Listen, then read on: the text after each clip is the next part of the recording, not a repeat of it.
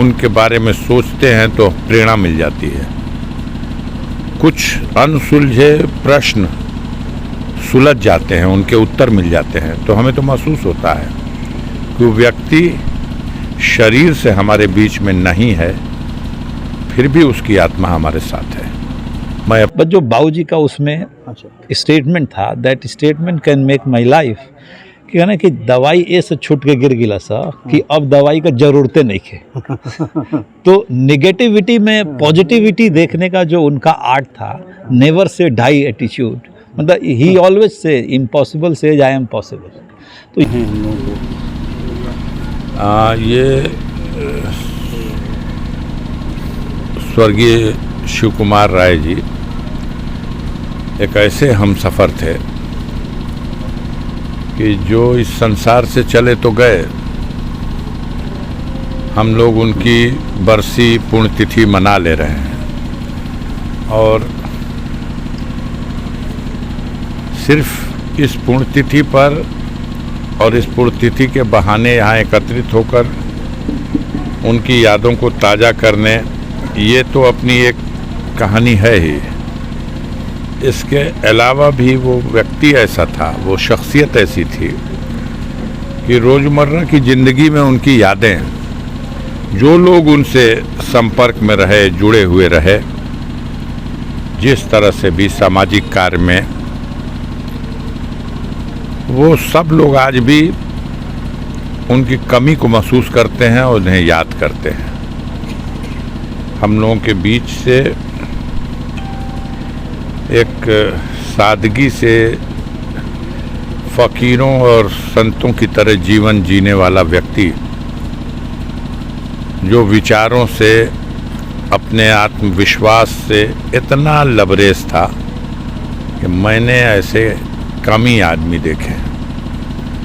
आज भी उनकी कमी खलती है और हम आभारी हैं कि उनके जाने के बाद उनके परिवार के लोग, सब लोग इस तिथि में इकट्ठा हो जाते हैं, उनके चाहने वालों को भी आने का अवसर दे देते हैं और उनके जाने की भी याद को शानदार ढंग से मना लेते हैं, उनकी यादों को ताज़ा कर लेते हैं।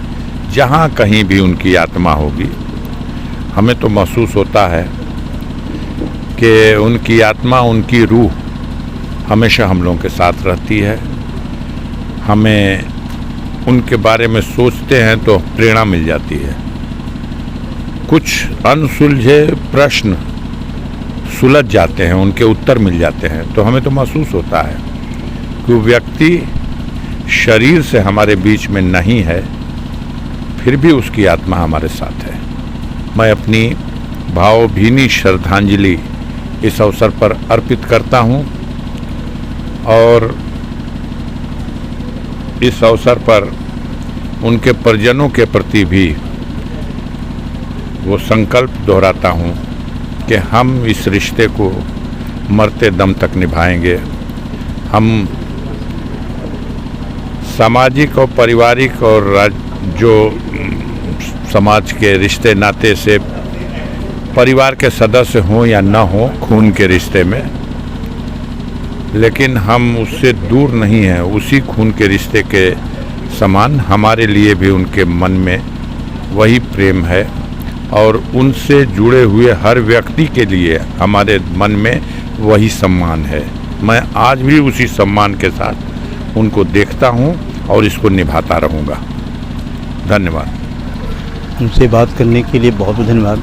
आपने देखा कि शिव कुमार राय का क्या शख्सियत थे। ऐसी शख्सियत जो पूरे भारतवर्ष के लिए, भारत के लोगों के लिए एक बड़ा संदेश देता है और ख़ास तौर पर के जिस तरह से गहरा संबंध सांसद अफजाल अंसारी के साथ था, यकीनन पूरे देश के लिए आपका बड़ा संदेश है ये। इस इंडिया 2 न्यूज़ के लिए जावेद बिन अली की विशेष रिपोर्ट। मैं इस वक्त शिव कुमार राय की बरसी के अवसर पर मौजूद हूँ और गाज़ीपुर के ऐसे व्यक्ति थे जिनकी चर्चा हर समाज में होती है, इस अवसर पर भी हमारे सांसद गाज़ीपुर अफ़ज़ल अंसारी भी आए थे। मैं भी उनके पुत्र से उनका परिचय जानते हुए जानना चाहता हूँ कि आज जो उनका संदेश था उसको, या कोई ऐसा क्षण बताइए हमको आप उनका, इससे आपके समाज ही नहीं पूरे भारत की दुनिया के पर्यटन पर जब समाज पे आपकी बात जाए तो लोग उसे मानने को तैयार हों। आज बाबूजी की ये तीसरी पुण्यतिथि थी और जो बाबूजी के बारे में कई लोग, माननीय सांसद जी, लुटूर प्रधान, ब्लॉक प्रमुख, इन लोगों ने जो बातें कही या जो हम लोग भी अपने जीवन में आत्मसात करते हैं, तो एक शब्द जो उनके उसमें समझ में आया कि वो समन्वयकारी थे।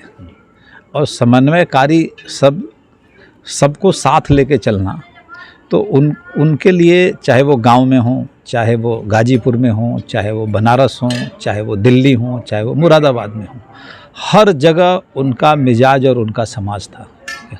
और आज उसी को लोग याद करते हैं और बड़े मतलब दुख से याद करते हैं कि वो एक ऐसे व्यक्ति थे कि जिनके रहने से लोग अपने को जीता हुआ महसूस करते थे। जो एक जीवट था उनका, जो एक जीवट वर्ड होता है, तो वो उनके अंदर था।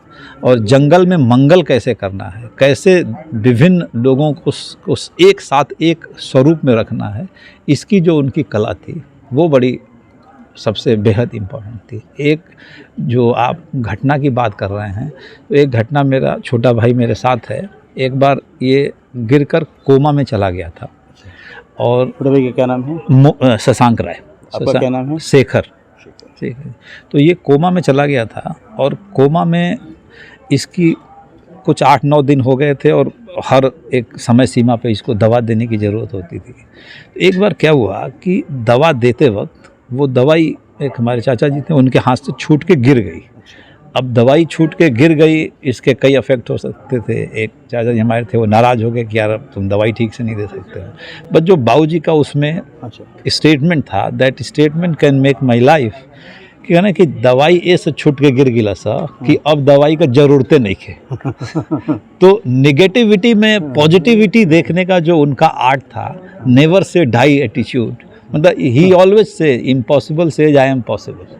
तो ये जो उनका भाव और उनका जो एक जीवट था, ये हम लोगों को हमेशा एक प्रेरणा देता है और हम लोग कोशिश करते हैं कि हम लोग भी उनके तरह का एक व्यवहार रखें और हमेशा किसी भी प्रॉब्लम और एडवर्सिटी को पॉजिटिविटी में बदलने का प्रयास करें। अच्छा, उस दवा गिरने के बाद क्या हुआ फिर? दवा गिरने के बाद संयोग बस अगले दिन इसको होश आ गया। तो ये कुछ आप इसमें भाग्य का या विधि का विधान कह लें या कुछ कह लें, but he was always positive. आप उनसे कभी भी किसी क्षण किसी मुद्दे पे बात करें, पॉजिटिविटी उनमें बहुत ज़्यादा थी, बहुत, मतलब ही वॉज वेरी पॉजिटिव। तो गांव में उनका कम रहा, आखिरी 2-3 सालों में वो गांव रहे अपने, लेकिन इन 2-3 सालों में जो उनका गांव के प्रति कनेक्ट था या गांव वालों का उनके प्रति जो कनेक्ट था, कि कोई 5 बजे आ रहा है उनसे मिलने, कोई 4 बजे मिलने आ रहा है, कोई सुबह का किसी का समय है, कि वो लोग स्वतः खींचते हुए उनके पास चले आते थे। तो ये उनका मैग्नेटिज्म था।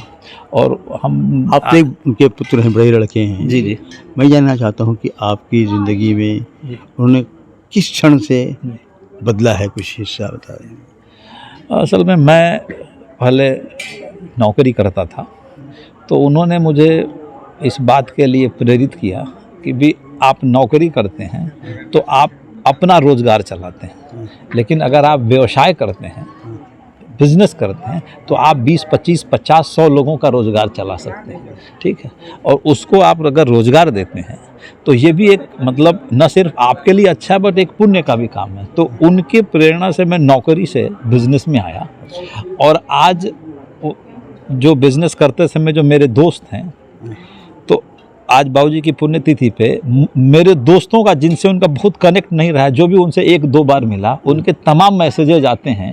क्योंकि जब भी किसी मेरे दोस्त को थोड़ा वो मोटिवेशन डाउन होता था, तो he was always helpful to make the motivation higher, कि भाई तुम्हारा ये जैसे बिजनेस है, उतार चढ़ाव होता है, ठीक है, लेकिन नहीं, अब ऐसा है तो ऐसा हो जाएगा, ऐसा है तो ऐसा हो जाएगा, और वी विल फाइनली विन। तो ये जो मेरा मतलब नौकरी से स्वरोजगार में आना और आज हम एक बड़ा बिजनेस चला रहे हैं, तो निश्चित रूप से वो हमारे प्रेरणा स्रोत है, न सिर्फ हमारे बट वो पूरे हमारे बिजनेस। और जैसे मेरे एम्प्लॉयज़ हैं, उनका बैंक अकाउंट कैसे खुले, उनकी सेविंग ज़्यादा से ज़्यादा कैसे हो, वो कैसे अपने जीवन में खुश रहें, तो इसके लिए भी वो बड़े गहन चिंतन करते थे।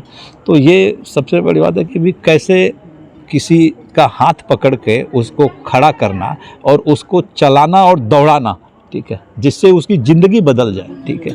तो जो उनका एक एटीट्यूड था ये, ठीक है, वो एटीट्यूड मेरे लिए आजीवन प्रेरणा स्रोत रहे और मैं कोशिश करूँगा कि मैं उनके बताए हुए आदर्शों को, वो सारे ये मतलब चूँकि काफ़ी लोगों से उनका जुड़ाव था और काफ़ी लोग उनसे अपनी समस्याओं को लेकर आते थे और उनसे वो सॉल्यूशन खोजते थे। संभवतः वो जो ये पिछले 30-35 सालों का उनको लोगों को सॉल्यूशन देने का एटीट्यूड था, वो उनको स्वतः अधिवक्ता बना गया, लेकिन डिग्री से वो अधिवक्ता नहीं थे, बट वो सबके सलाहकार थे, दोस्त के भी और दुश्मन के भी।